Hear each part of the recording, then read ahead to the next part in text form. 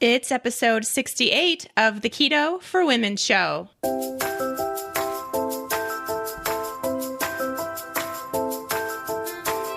You're listening to the Keto for Women show, and I'm your host and nutritionist, Shawn Miner. This show is designed to empower women to find their own expression of the keto diet to maximize their health and happiness. Now let's get started with today's episode.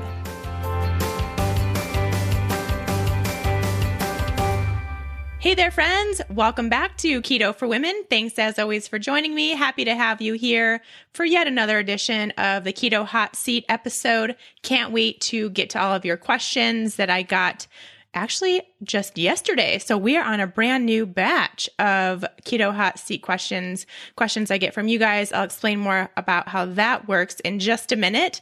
Quickly, let's get to some updates. Actually, I don't really have any updates, so I think y'all probably are excited about that, so we can get to questions even quicker.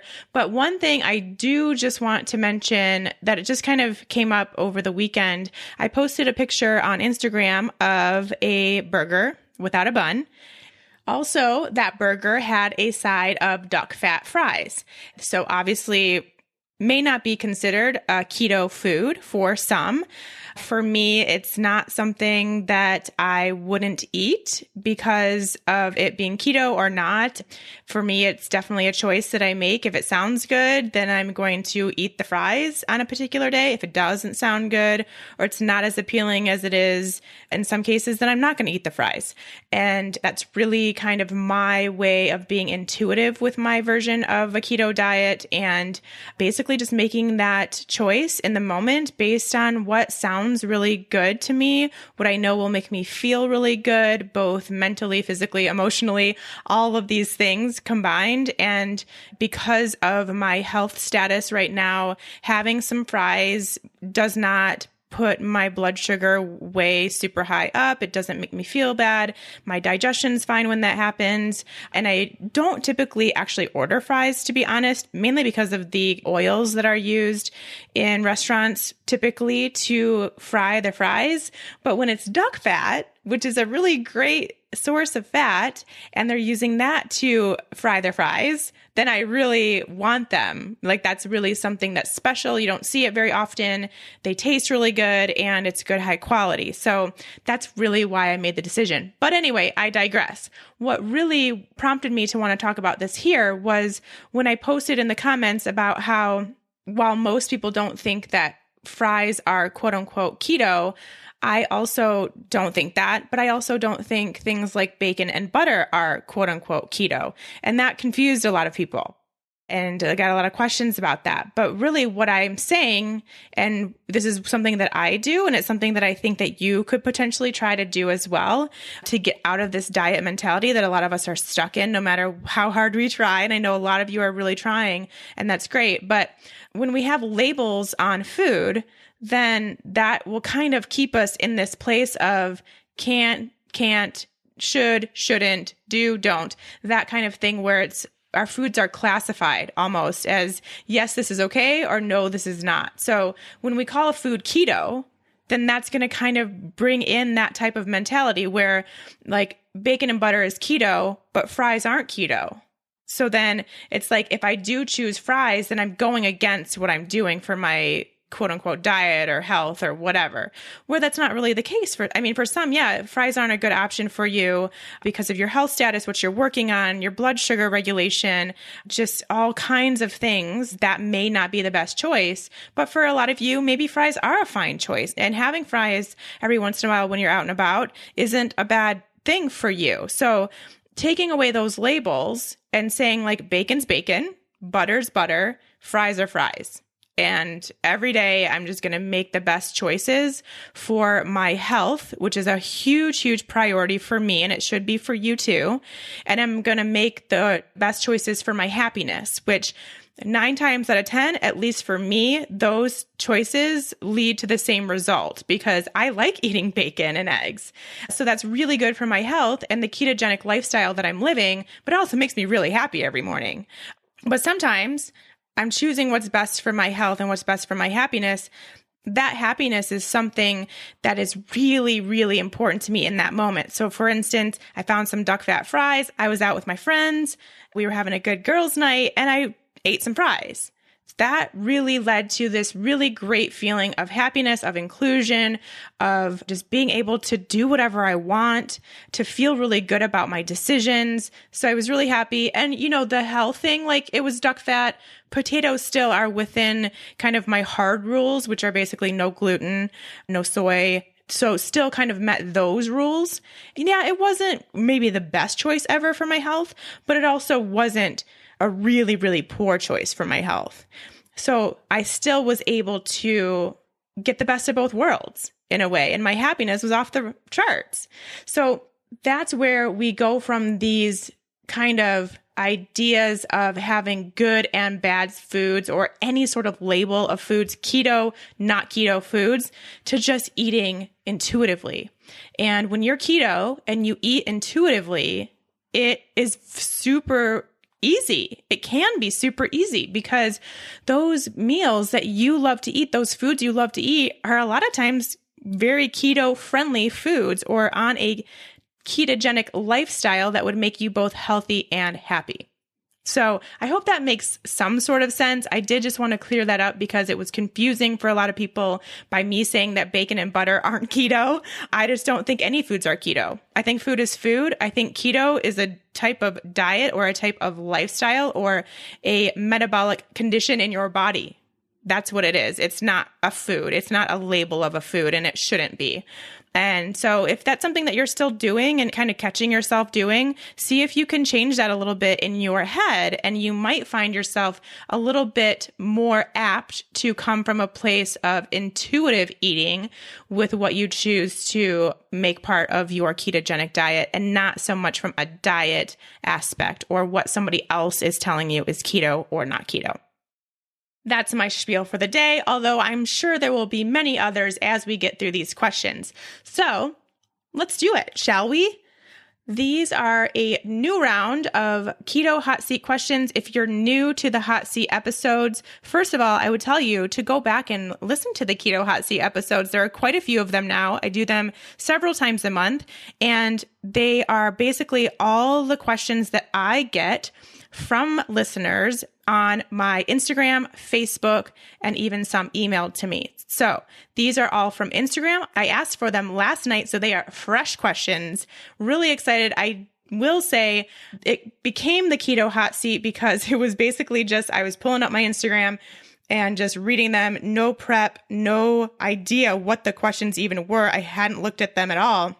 And that's really fun. So it kind of put me on the hot seat. And quite honestly, I think you guys prefer my very candid answers, and I prefer my very candid answers.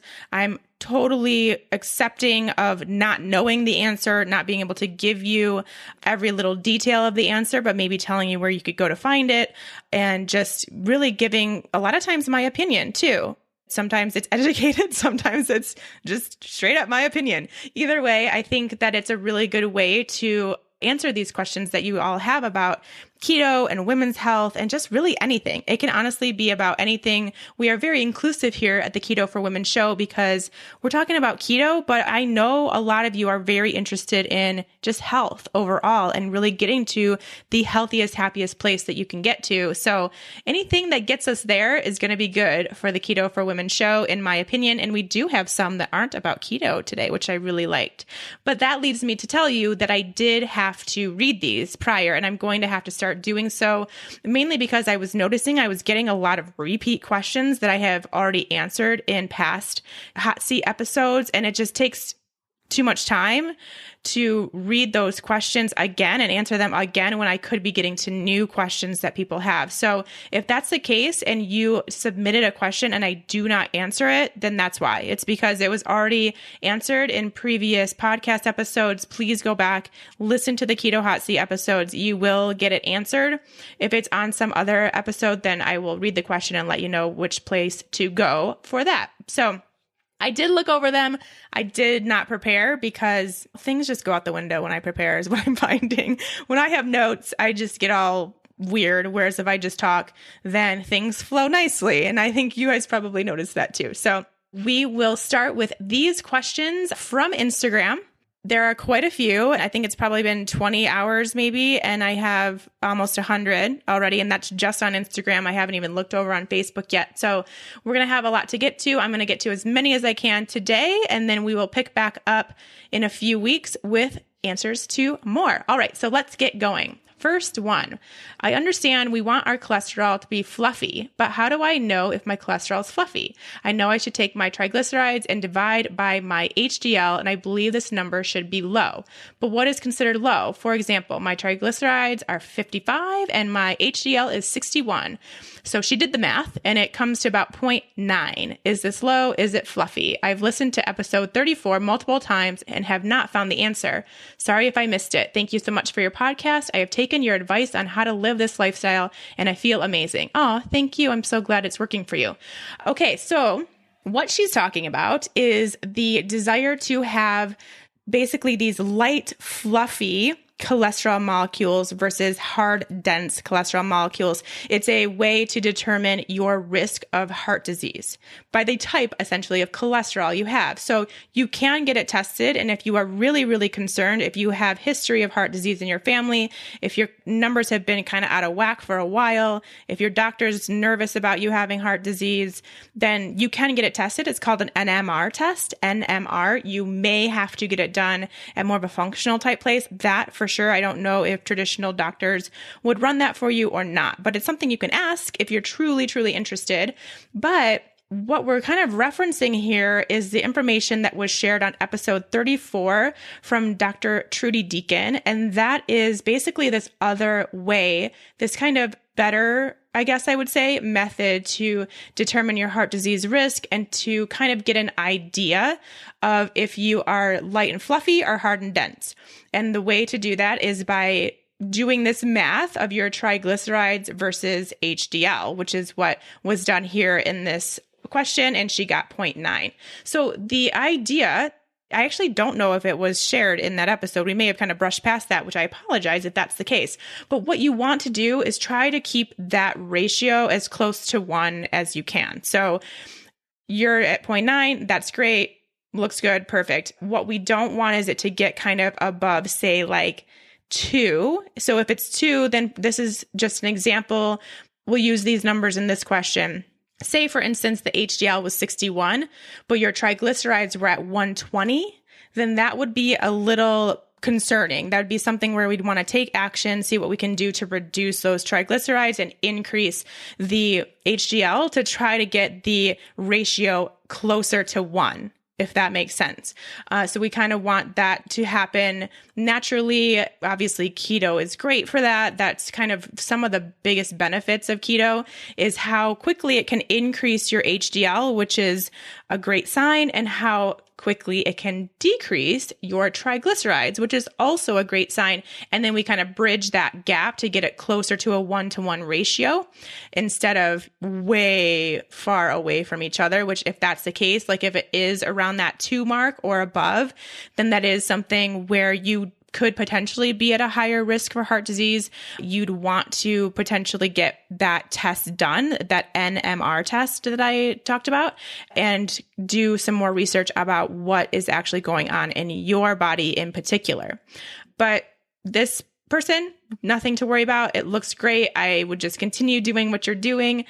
You'll get even lower. Well, your triglycerides are plenty low, so we don't really need those to go any lower, but you could potentially get your HDL a little bit higher as you continue keto. It's already totally great, nothing to worry about, but that'd be cool too. But you're doing everything just fine. So remember, I'll say it once again, and also go back and listen to episode 34 if you haven't, and you're at all interested in cholesterol. It's just fascinating information.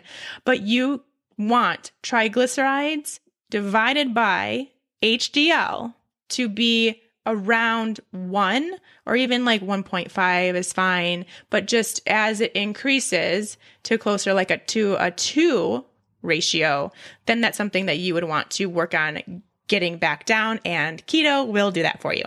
That's just kind of to sum everything up that I just said in case it was as confusing as it sounded in my head. All right, moving on. How to get the last 10 pounds off when fat adapted over a year, yet trying super low carbs didn't help, carnivore didn't work, increasing carbs isn't working.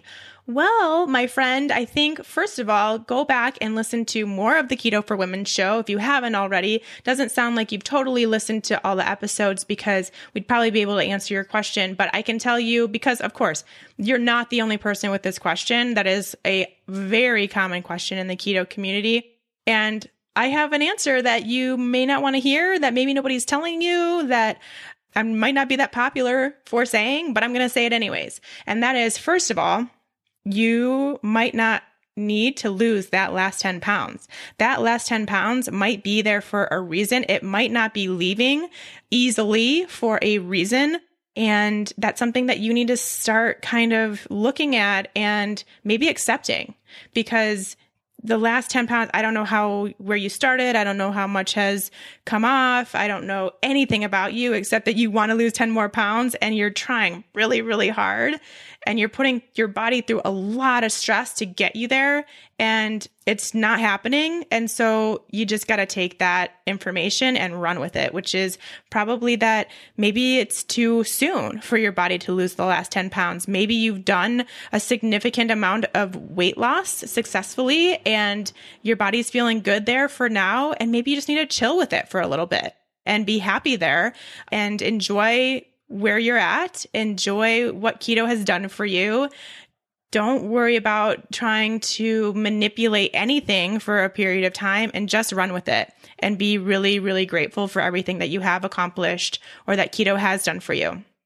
The only other thing I will say is it could potentially be that something is still kind of out of balance. I mean, we know here on the Keto for Women show that when you have excess weight beyond where your body is comfortable and happy, then that is a symptom of something deeper going on that's keeping your health out of balance. So if you still have some imbalances going on with your health, which could be any number of reasons, and I would urge you to go back to, I don't remember the numbers, maybe 17 and 18 or something way back in the beginning of the Keto for Women show. I did 2 episodes about why you're not losing weight on keto, and it will go through all the reasons why you might not be losing weight, why that imbalance may still be happening with your health.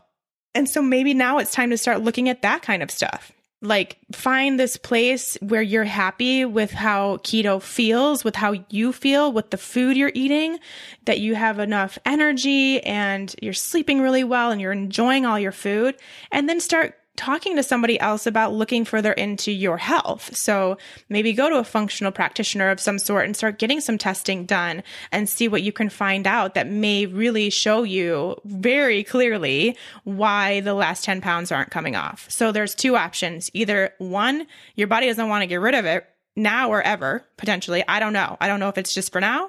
Very good chance that maybe in 3 months, 6 months, a year, maybe that last 10 pounds will come off. Or maybe it won't at all. But then also it could be because you have something more going on. You still have more to explore before your body's ready to let go of that. Hope that makes sense.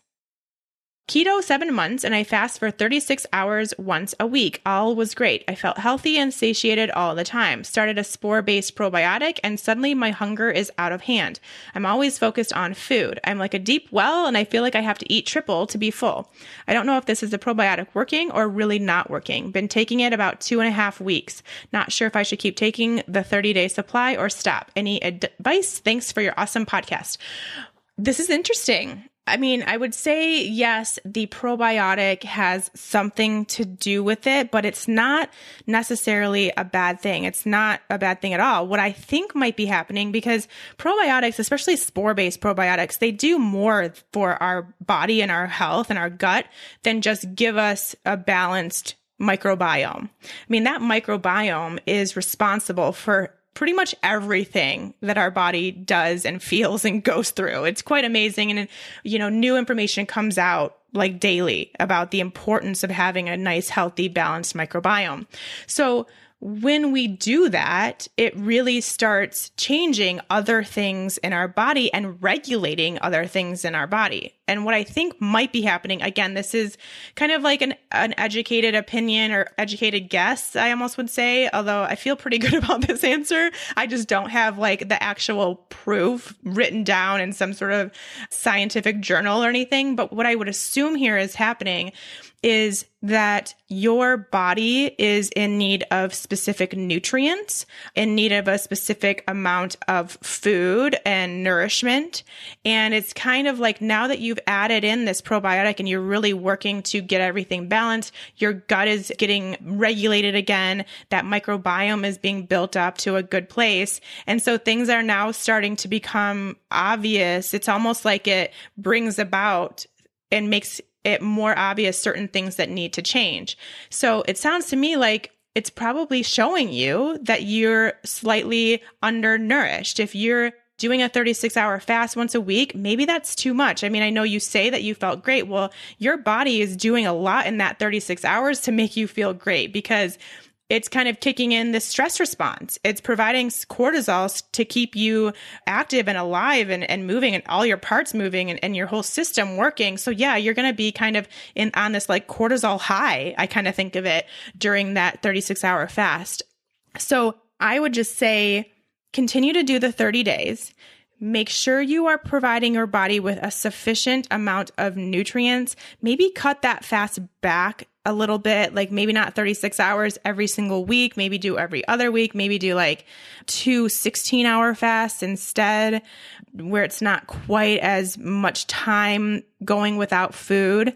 And really, really make sure, I mean, no matter what, even if this probiotic wasn't coming into the mix, if you're not eating for 36 hours a week, then you really need to eat during those hours that you are eating. So make sure you're really, really providing enough food. I don't think that hunger is really any sign except I need more nutrients, right? That's your body telling you it needs more nutrients. And maybe this probiotic is kind of bringing that about. I mean, even probiotics can even start regulating those leptin and ghrelin hormones that we have that are our hunger satiety cues. And so maybe that's happening. And now you do have more of, which is great. I mean, you want to know when your body actually needs nutrients and when it's actually satisfied. And so maybe now that signaling is coming alive and it's telling you, I need more food. So see what you can do to really make sure, maybe take a few weeks off the fasting entirely and get your body to a normal amount of nourishment for a few weeks and see if that helps at all. That should regulate your satiety and hunger hormones even more. And then you might be able to go back to fasting a little bit. So I definitely think the probiotics have something to do with it, but I think it's almost signaling you that maybe that fast is putting you into too much of an undernourishment state.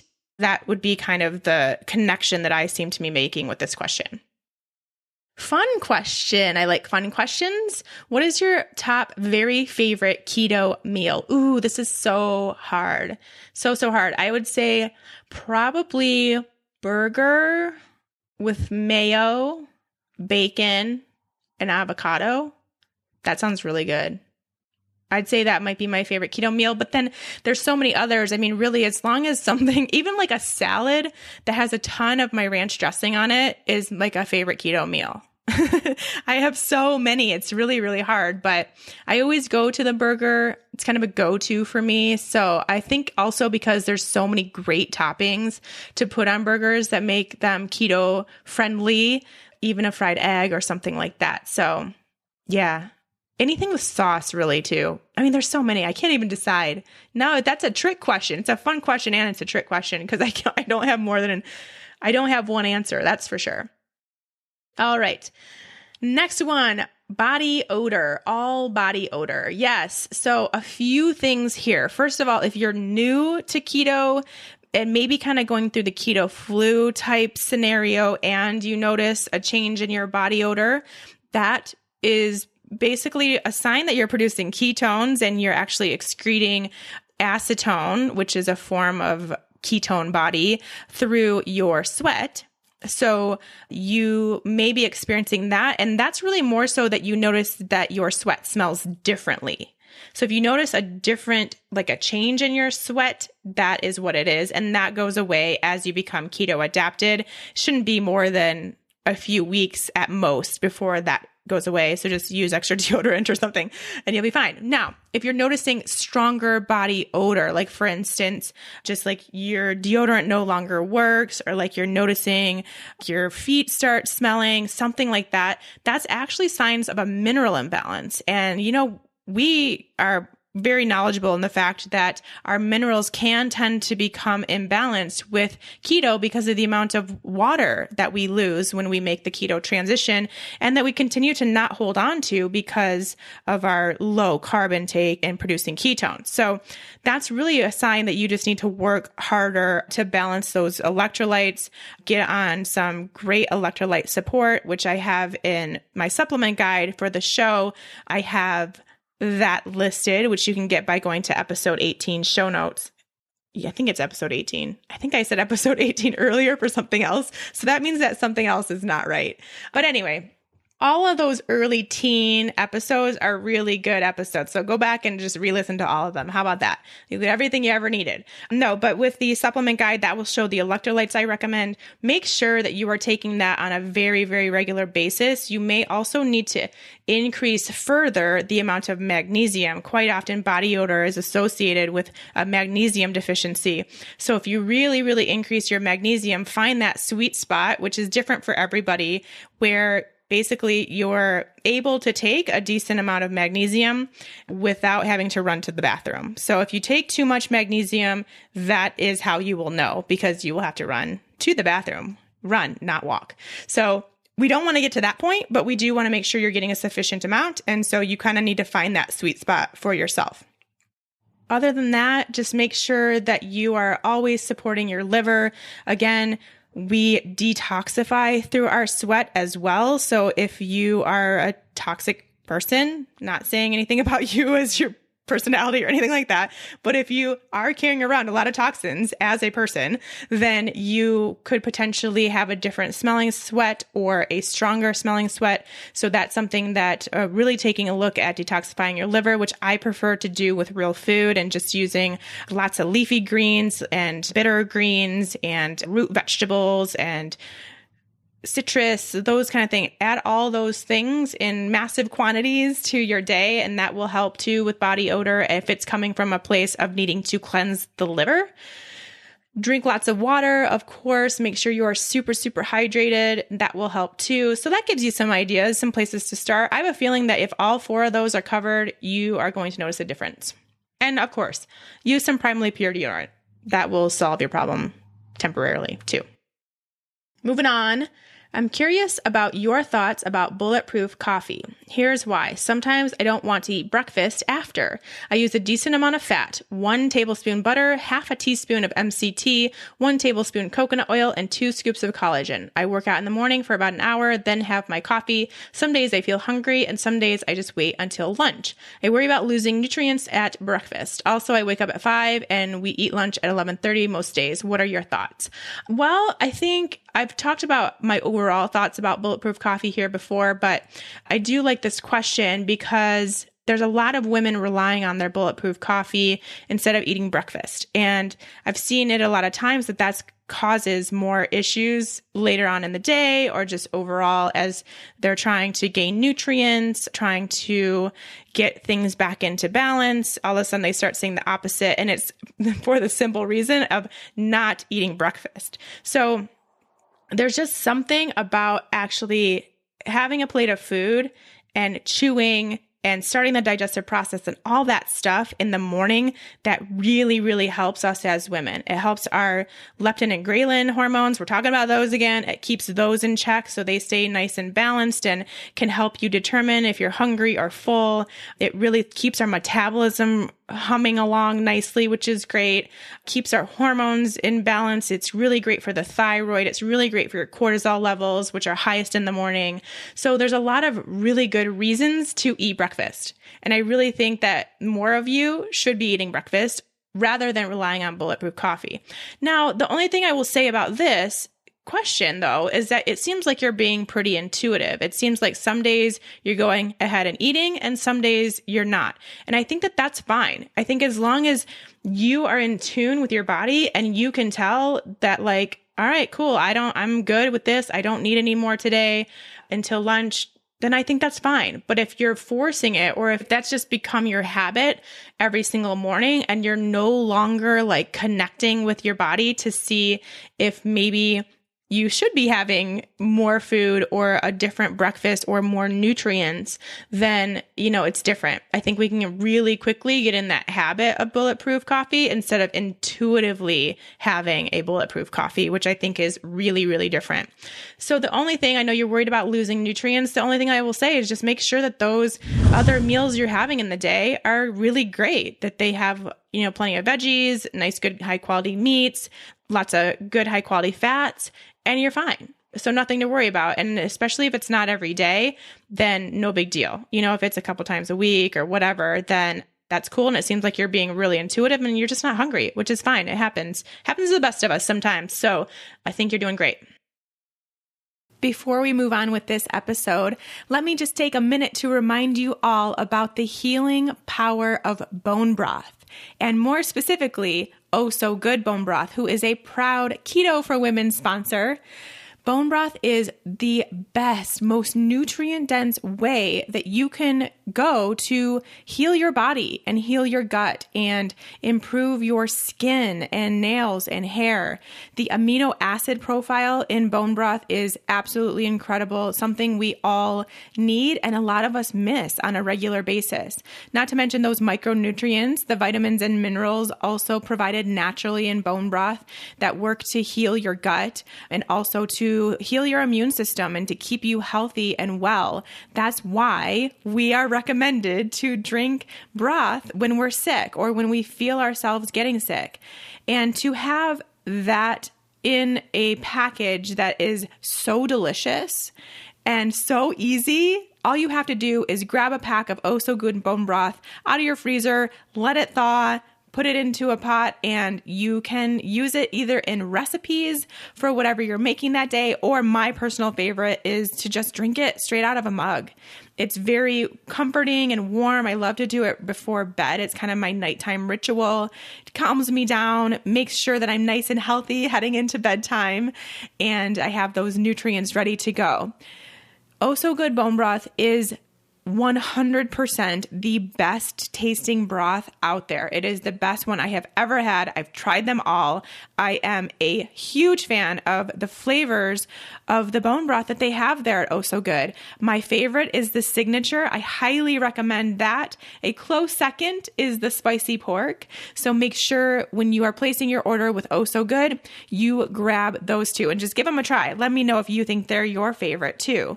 And make sure you always have some around. I know you can make your own, but there's just times when all of a sudden you or your family member feels like they're coming down with something and you need some broth immediately, but you don't have any bones. You don't have the time to make some broth. And it's just really nice to have that in the freezer ready to go for whenever you or your family needs it, which really, honestly, it's an everyday thing. You need to be making this a ritual so that it gets into your health care routine because it is a much needed part of that.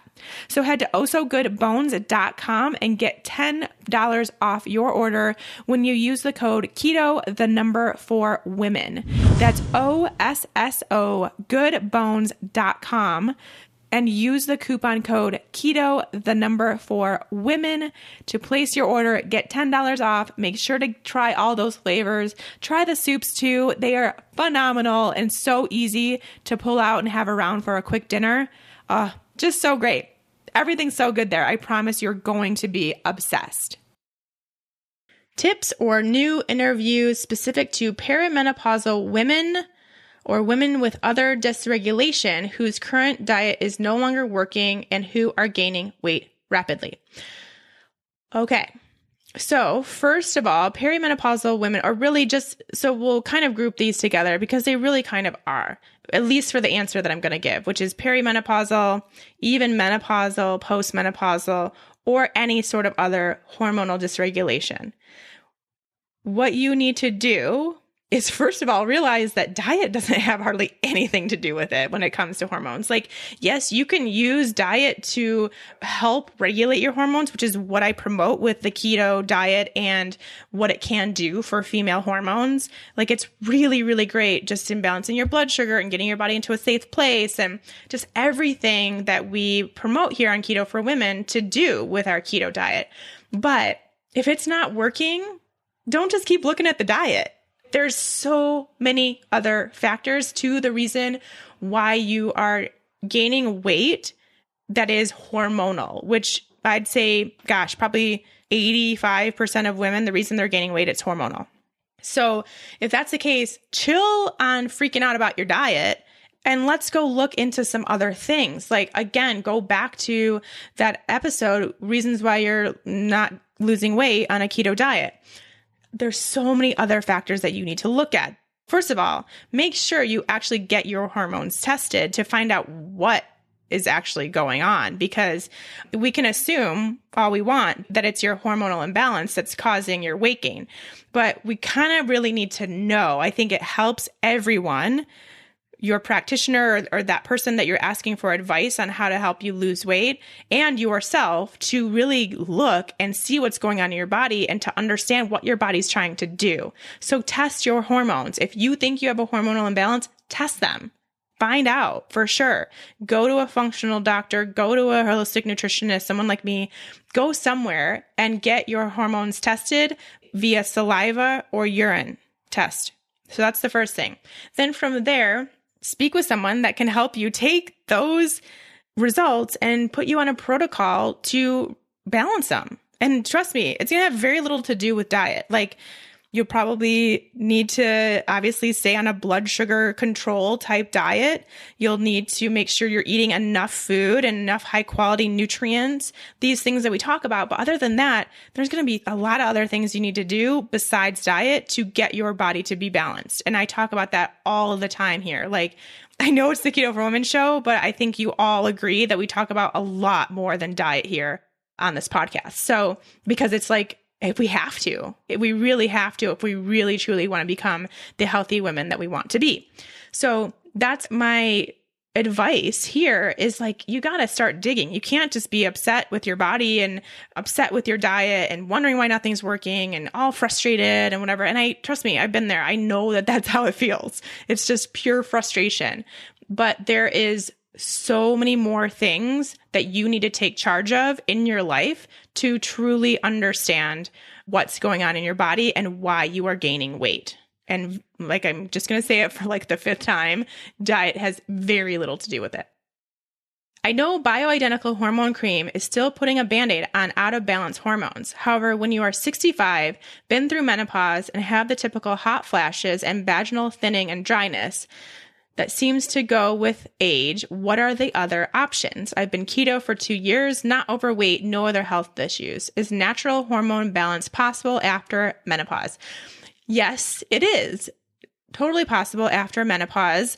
First of all, again, you need to get your hormones tested to see where they're at, to see what you're working with, to see what needs to be boosted up, I guess. And so it sounds like you are on bioidentical. Maybe you're not sure, but that is the typical approach to women going through menopause or postmenopausal in order to help them basically relieve symptoms, relieve the vaginal dryness and thinning, relieve the hot flashes, and just kind of overall quality of life, which is totally understandable. And that's great. And if that's something that you want to do and you trust who you're working with, then go for it. But what I will say is that it is possible. And really what you would be doing is working on a natural regimen. So using supplemental support and really good, powerful herbs that have been shown to help with these kinds of imbalances or issues that postmenopausal women have. There's really, really great stuff out there now. But the only thing is, you can't just go and start taking all these supplements. Like, you need to know what you need to do specifically for you and your body. And that goes for everybody. No matter what age you are, no matter what imbalance you have to find out what your body needs instead of just throwing all the supplements at it, because A, supplements are expensive. they're annoying to take. And a lot of times you don't see what you're expecting to see, or at least not as quickly as you'd like. And then you stop taking them before you even get results. And, it's a whole thing. And I think we can all kind of relate to that. But when you can get tested and see what your body's doing on its own, then you can really, really have a great postmenopausal experience just using supplements specific to what you need. So that's what I would recommend. Find a practitioner that is willing to do that type of testing and works with women that are postmenopausal, and you will have a great experience. I am very confident in that. Just find a good person. And really, I think I say this a lot, and this is not a question, but I do get this question a lot. And I just want you to know that when you ask, when I say find a practitioner in your area, or maybe not even in your area, maybe you're willing to do Skype or whatever, which is what I used to do and works really, really well. I highly recommend it. If you find someone that's willing to do that for you that doesn't live in your area, but you like them, I think it's great to do virtual. But anyway, when I say that, all I'm really telling you to do is to Google. I think that's honestly the best way. I don't know of a super great resource for all of these people that are in one spot to help you find a good practitioner. I don't know that exists, or I don't know where to find it, but Google has them, because they will all have websites. And so if you want to see someone in person, just put in, in this case, put in holistic or functional or something, postmenopausal practitioner or doctor or something, try a different thing. You can try putting in your area, like your city or your zip code or something like that. If you want to see someone in person, if you want to do virtual, you can put in virtual or online or something like that. But really Google is going to be your friend, which is, I hate to say that, but that's really the best way. That's what I recommend for all of you that are wondering how to find a practitioner. Google is great. I Google multiple things per day, every single day. All right, here we go. Moving on. I've done keto since January 2018, very healthy. However, did it as one of Pat Flynn's 1-week challenges. Loved how it took away my sugar cravings and have been hooked since. Listening to all the podcasts, checking ketones, and I'm in ketosis. Here's my recent dilemma. I feel great, except I have recently had a huge eczema outbreak on my hand. It was a problem younger, but not much since adulthood, except I know highly acidic foods make me itch. Keto is supposed to be anti-inflammatory, yet my eczema is rearing its ugly head. Why? However, now reading all the great keto foods, eggs, avocados, dairies, nightshades are irritants. I've always had eggs, dairy, and never a problem. Help. Okay, so first of all, a couple things. Eczema is very, very much related to the health of your gut. So no matter what, and I say this quite often, and I see this quite often in the Fat Burning Female Project, keto is so great for health, but a lot of times it's great kind of in that it shows us what's still going on. So it often brings up other health issues that need to be addressed. So everything feels great, but XYZ happened when I started keto. And it's really it's almost like keto has this magical power of showing us what we still need to work on. So for you, it sounds like you still need to work on your gut health. Sounds like keto's going great and it's going so well that you feel so good and everything's wonderful, except it's showing you that, hey, we still have one more thing that's out of hand here that needs to be focused on. So again, I hate to be a broken record, but I'm going to tell you, ideally, you would find somebody that can test your gut health. So you really want to get your gut health tested. This is usually done via a stool test, usually something that you would have to go to a functional practitioner to do and see what the status is, see how things are going. More than likely, you're going to find multiple things that you need to work on. I hate to be the bearer of bad news again, but that's most likely the case, is you still have some stuff going on in your gut. It's keeping you from having a nice, strong, sealed gut lining. So you may have what's called a leaky gut, quote unquote, also known as intestinal permeability is the more official term. Either way, that sounds like that's kind of keeping you in this inflammatory state, keeping your immune system worked up, and it's showing up as eczema, which is really what's going on. It's like an irritation, an inflammatory, and immune response of the skin. So that's the first thing.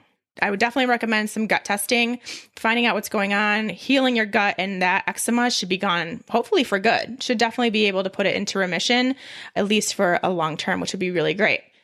Now, Eczema is also associated with stress. So make sure that you are really keeping your stress levels in check, really making sure you're taking time for self-care, all that stuff that we talk about so much here about stress and how crazy it is and how much we need to manage it. And then lastly, the one thing I will say is that you are reading that there are some foods that we definitely eat more of in the keto community that could be causing this irritation. And first of all, if you do have a sensitivity to dairy or eggs or avocado or something like that, then it is still a gut health issue and should still need to be kind of attacked in that way. But in the meantime, should also be taken out. So what I would recommend you do, I would first, you're still eating dairy, then that would be kind of my first go-to would be to take out the dairy, maybe for like at least a month, maybe like 6 weeks, and see how you do, see if that eczema clears up. That would be a really good starting point while you're waiting potentially to go to the doctor or get a test done. Just do that simple thing, which I know it's not simple for so many of you to be dairy free, but trust me, it is really, really easy once you get used to it. No big deal at all. I still get plenty of fats, I promise, even though I don't eat dairy. But do that, and that would be a really good kind of experiment to do to see if that is something that would help it at all. That would give you a lot of information, and then you'd still need to do the gut test and heal the gut so that you could potentially bring dairy back in to your diet at some point. Totally possible. If that doesn't change, you could maybe try the same thing with eggs or avocado or nightshade, something like that. But I would definitely start with dairy first because having a dairy sensitivity, I guess, is very much associated with skin irritation as well. So since it's eczema, that's my first choice there. What's your go-to restaurant meal when on vacation, having fun while staying on track? Thank you. Love that question. Yeah, it's so interesting because I really find it very easy to enjoy myself and stay in a ketogenic spot for vacation. When I'm on vacation or when I'm doing something fun or out with my friends or anything like that, it's the easiest I've ever had to eat and stay to eat what I want to eat and feel how I want to feel. So when I'm on vacation, my go-tos, I try my hardest, mainly because I'm more concerned with the quality of the food than I am with finding a keto-friendly food. So I really take the time to try to find a good restaurant that cares about the sourcing of their meats and the sourcing of their vegetables. And the biggest thing that I do to find that is I'll Google, with the Google, farm to table in XYZ area, or grass-fed burger in XYZ area, or even organic restaurant or something like that. And that kind of leads me to be able to find these really great restaurants that have awesome quality ingredients. From there, the cool thing about that, and this is not to downplay any restaurant that doesn't source their food in that way, but those kinds of restaurants are typically used to people coming in and having some sort of food preference. And so they're used to getting these special orders. They're used to not putting a bun on the burger or not putting bread on the table or something like that. So you asking those things isn't going to come as a surprise at all.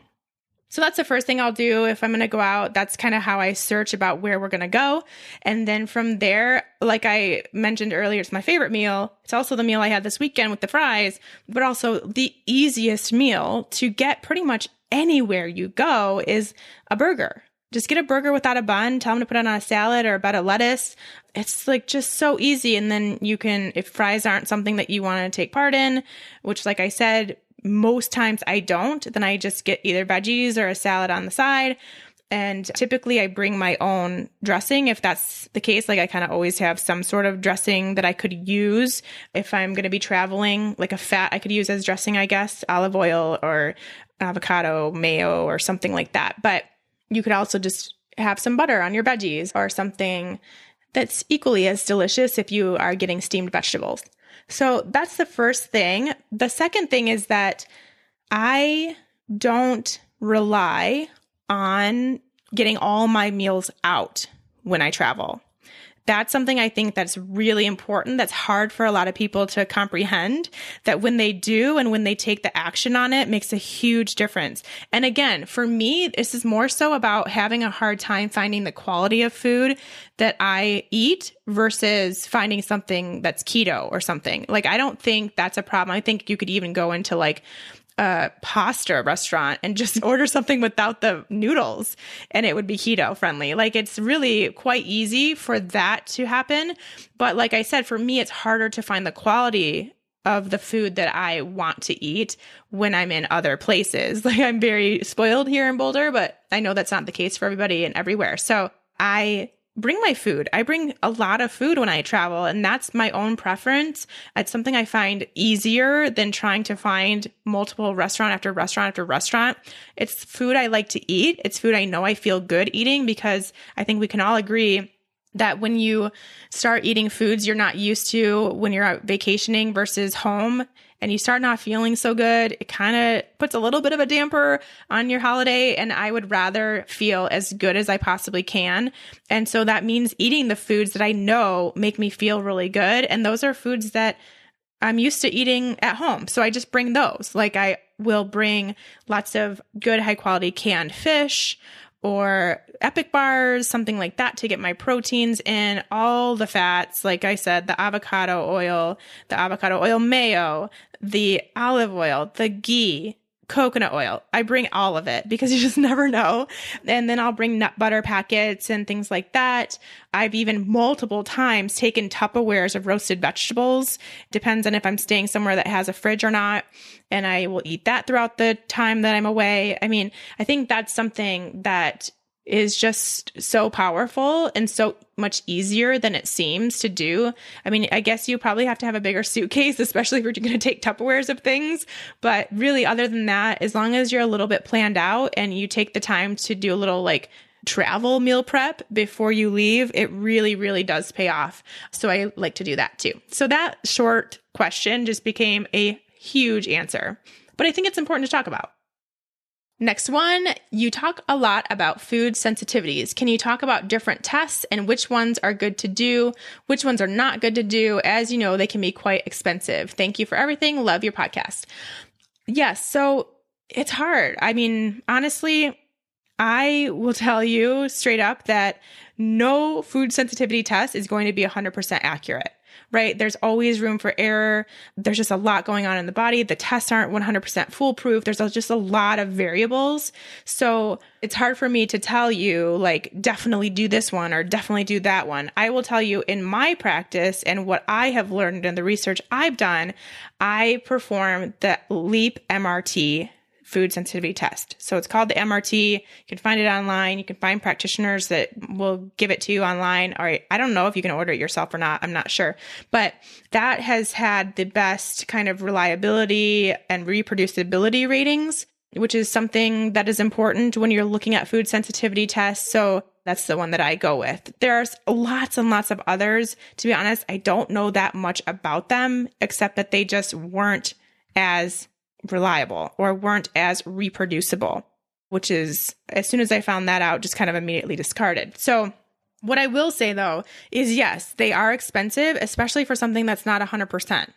And, you know, really, I would say probably isn't even 90%. So it's a long shot. It's definitely taking a chance. I will say that when I perform food sensitivity tests on people, it does provide relief for a lot of people, but there are some people that it doesn't. And it could be because it's just either not totally 100% accurate or there's something else going on or whatever, right? But it does still give you information. What I will say is that if you're not ready to spend that money on it and you're not quite sure which one to do, you can get a sense of how your body's doing or what your body's reacting to just by doing your own experiment. And as I talked about a few episodes ago, that's why I did the carnivore kind of reset, I guess we'll call it. I did the 7 days of just eating meat because I had a feeling there were some vegetables or something else in my diet that was causing me a little bit of digestive distress. And I wanted to just kind of basically get a sense of, do I need to do a food sensitivity test? Or is it just something that maybe my digestion needs a little bit of assistance right now or something like that? And so that really brought me back to this baseline. And now I have the ability to kind of add foods back in and notice how they are reacting or how I'm reacting to them, how my digestion is. And I've been able to gather a lot of information about myself and what I need to do or what foods do and don't work for me, which ones I need to kind of moderate a little bit, that kind of stuff, just by doing my own experimentation. And so you can do that too. There's a couple ways, really. First of all, if there's one particular food that you're in question about, like something that, man, every time I eat this, I think it's this, man, I just don't feel right. Like I get bloated or like I really have to run to the bathroom right after that. Take that food out, keep everything else the same. Like I said in the few questions ago, if it's dairy, do it like at least 4 weeks, maybe 6 weeks, and then add it back in and see how you do. So when you're adding it back in, you're really making sure to add it back in. It's not like having a bite of cheese and seeing what happens. It's, putting the cream in your coffee, having a chunk of cheese as a snack, maybe putting some butter all over your broccoli that night or something like that. Like really make it a decent amount of dairy in that particular day when you are bringing it back after not having it. And you should be able to tell within a day or two if you notice any changes. Now, a lot of times we think it's digestive, but it could be like a skin irritation. It could be a mood change. It could be getting a headache or feeling really tired or something like that. You're looking for all of it. You're looking for any change so that you can do that and see if there's a particular food that could be causing you some issues. Or if you were like me and you just don't have any idea, then you can do something maybe like a carnivore or maybe just like a really basic diet for a week or 2 weeks, kind of get your body back to baseline, give it time to rest, give your digestion time to rest and chill out, and then start adding back foods a little bit systematically and see if you notice anything from there. So what I did is I kind of tried to do like groups of veggies because I didn't know if it was a particular one or whatever. So I went with the group that I knew was the safest. So I started with squashes. So I did zucchini and summer squash and added those back in and didn't have a problem. And then I did like leafy greens because I was sure that wasn't a problem. So then I started having salads and stuff and then moved on to like tomatoes and things like that and just started kind of adding them on and noticing things. But doing something like that is another way to go if you're just like totally clueless. And really all it is, if any of this is working or not working, it's just kind of giving you a precursor to know if it's worth it to do a full food sensitivity test and to spend that money. So if you notice that maybe one food is a sensitivity, then there's a good chance that there's more. And that might be a time to think about doing a food sensitivity test. And like I said, I recommend the MRT. So I do have practitioners that will work with you from a distance that do the functional lab testing. They do the nutrition evaluation. They are me, essentially. They're exactly what I did when I was taking one-on-one clients. And they now are part of my team. So if you would like to work with one of them, if you're one of these people that asked this question and I told you to go find somebody, you can go to my website, shawnminer.com, and you will see a drop down for one-on-one health consulting and the people that work with me. And you can sign up with them to get going. I forgot about that, but they do run the MRT and would be happy to help you with that. All right, I think we are going to stop it there just to make sure we have plenty of time for this next question. So that's good. I feel like I've gotten through kind of a decent amount today, but we will pick this up again in a few weeks with more of your Keto Hot Seat questions. Thank you to everyone that submitted a question, that continues to listen. As always, make sure you are sharing this information with anyone that you think would benefit from a keto diet or targeted keto approach for women, anything like that. We're really trying to make a movement come out of this whole keto thing. And the best way to do that is to start sharing what you know and start sharing what other people know and getting more people involved in taking charge of their health. So as always, I would love it if you would share this show with someone that you think could benefit.